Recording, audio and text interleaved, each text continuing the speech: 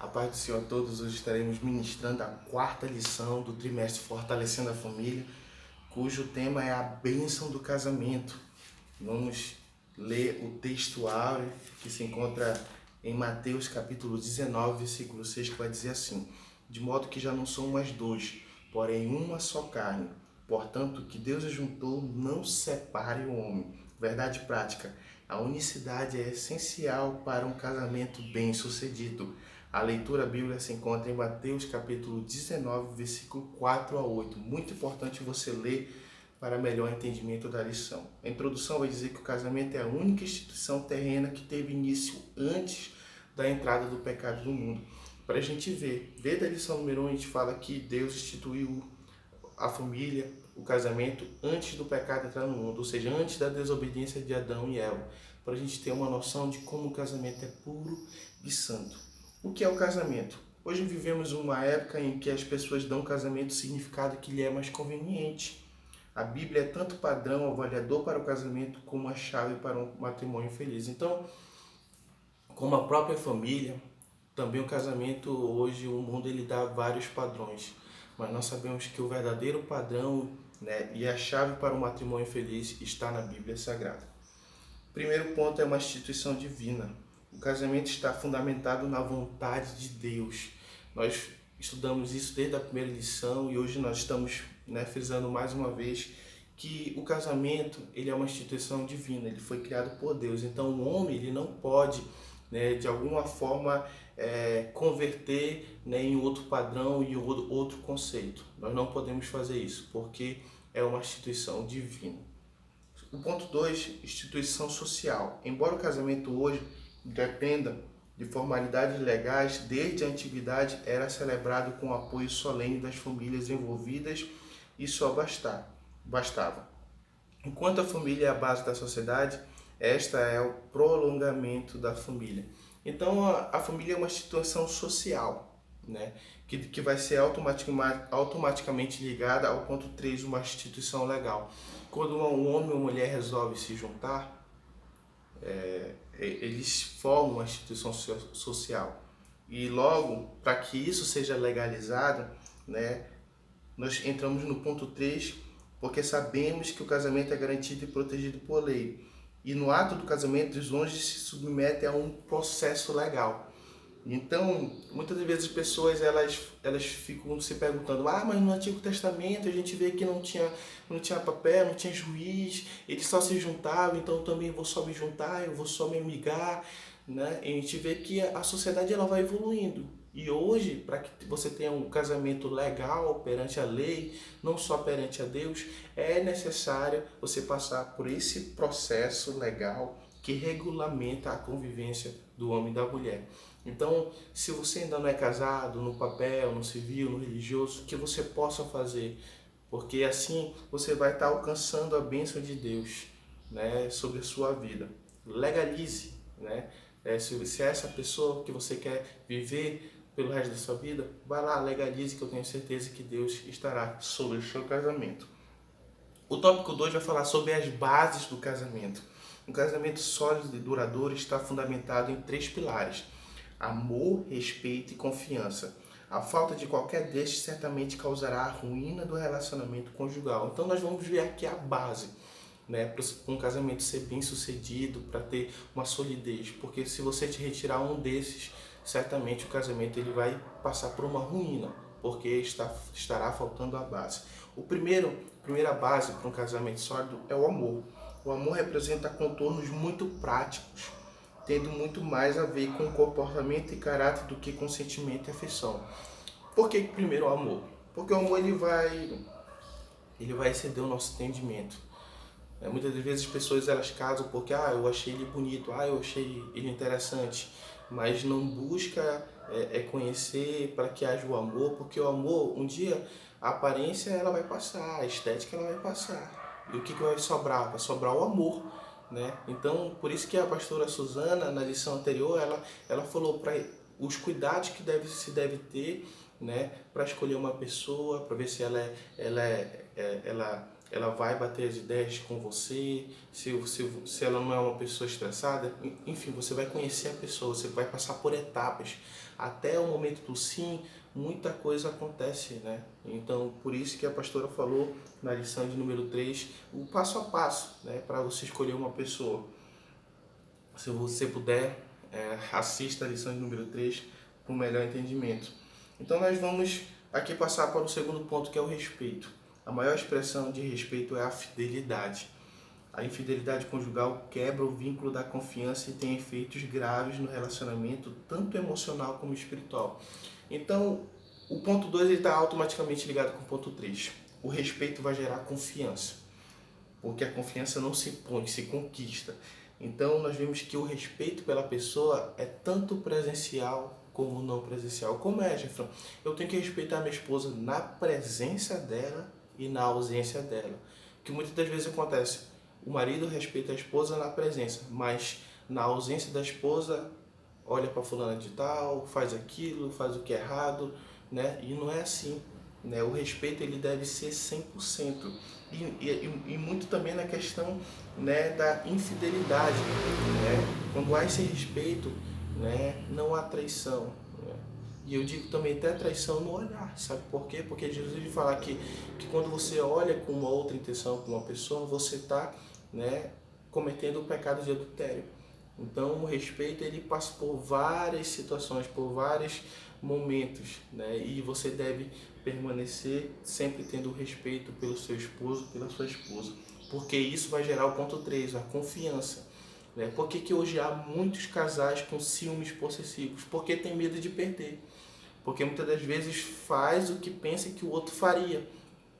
E quando há essa confiança, quando há o temor de Deus, um confia no outro, né? Aquele ciúme possessivo, aquele ciúme doentio, ele deixa de existir porque você tem confiança naquela pessoa, né? E a confiança, ela não se impõe, olha, eu quero a tua confiança. Não, você vai conquistando a confiança, né? Degrau por degrau. Então nós vemos a base que o amor, respeito e confiança são extremamente essenciais para um bom estado da família. E a gente vai ao terceiro tópico, que vai falar sobre os propósitos do casamento. O matrimônio é um grande empreendimento da vida, mas desafiador e mais difícil do que todos os demais empreendimentos humanos. As finalidades do casamento, segundo o plano de Deus, compreendem os seguintes propósitos. Primeiro, o companheirismo mútuo é um dos propósitos do casamento. Por quê? O objetivo primário do casamento é o companheirismo. Duas vidas que buscam complementar um ao outro e cultivar os mesmos valores. Então, nós precisamos ser companheiros um do outro. O homem e a mulher, eles têm que andar junto. Porque quando o homem ele quer sobressair a mulher quer sobressair o homem, acontece justamente ao contrário. E é por isso que muitos casamentos têm se perdido, têm acabado, têm ido à falência, porque está faltando esse companheirismo mútuo do homem para a mulher, da mulher para o homem, nenhum sendo maior do que o outro, nenhum querendo se sobrepor sobre o outro, mas caminhando juntos para cumprir o propósito de Deus. E a gente vai para o ponto 2, procriação responsável. O lar é ambiente ideal para a geração e criação de filhos, com amor e responsabilidade sobre a bênção de Deus e a proteção de um casamento estável. É no casamento que há geração de filhos. É por isso que a relação sexual ela é permitida e bom aos olhos de Deus no casamento. Porque é no casamento que Deus abençoa, né, com a sua herança, que são os seus filhos.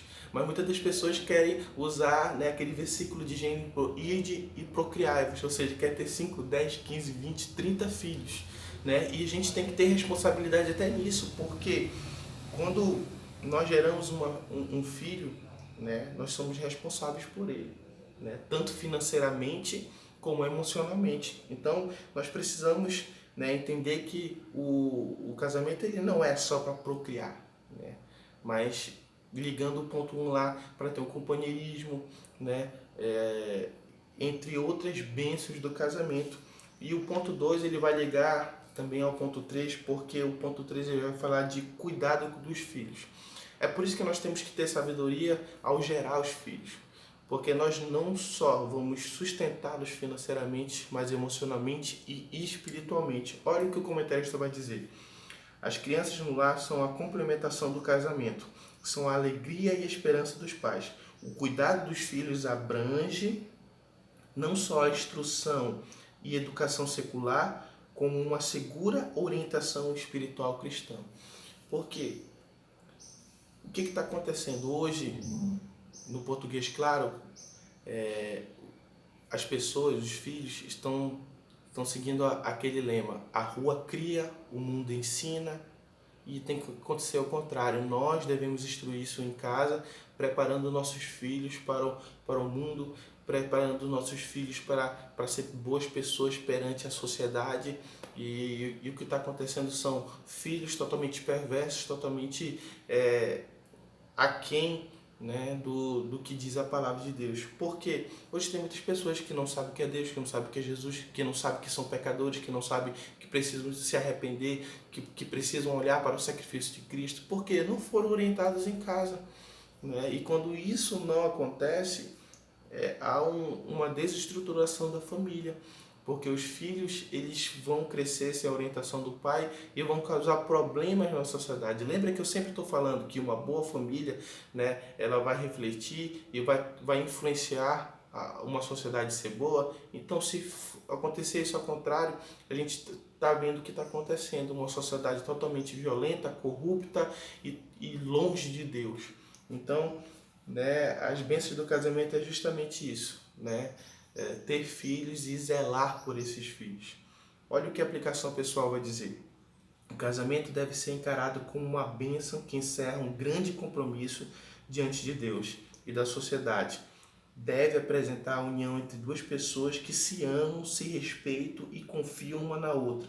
E isso deve resultar em bênçãos para os filhos e para a sociedade e em louvor a Deus. Irmão Jefran, o casamento é fácil? Não é fácil, né? É difícil, né? Homem e mulher são duas pessoas diferentes, cada um com sua peculiaridade, né? Mas que quando se unem, se completam. É difícil perdoar, é difícil suportar, é difícil, mas quando não tem Deus. Porque quando nós temos Deus, nós perdoamos, né? Nós fazemos o que a pessoa gosta, né? Muitas das vezes não gostando, mas para agradar, para ter um bom momento, um momento de paz, né? O casamento é algo que só pode ser sustentado se tiver Deus. Nós tratamos de 3 pontos básicos, que é o amor, né? O amor, o respeito e a confiança. Mas a maior delas é Deus. Porque é Deus que faz a gente suportar, é Deus que faz a gente perdoar, é Deus que faz a gente amar, é Deus que faz a gente respeitar, é Deus que faz a gente ter confiança. Então, se o seu casamento até agora andou sem Deus, que vocês possam se voltar, que vocês possam ler a palavra de Deus. Aqui está o segredo do matrimônio feliz, né? E que a gente possa se amar, nós casais, cada vez um mais ao outro, né? E aqui, né, deixar o meu amor, meu beijo, meu abraço para minha esposa, Ana Sara, né, que tem sido essa fiel escudeira junto comigo, muitas das vezes me suportando, né, porque tem amor de Deus na vida, né? Agradeço muito a ela, né, e se algum momento, né, não fui o melhor marido, que ela venha me perdoar, como tem me perdoado por esses 5, 6 anos que estamos juntos, né? Então, eu só quero agradecer. E você que ainda não é casado, procure uma mulher de Deus, procure um homem de Deus, conheça, e eu tenho certeza que Deus vai lhe abençoar com um bom casamento e vai lhe abençoar com uma boa família. Tudo dentro dos padrões de Deus. Amém?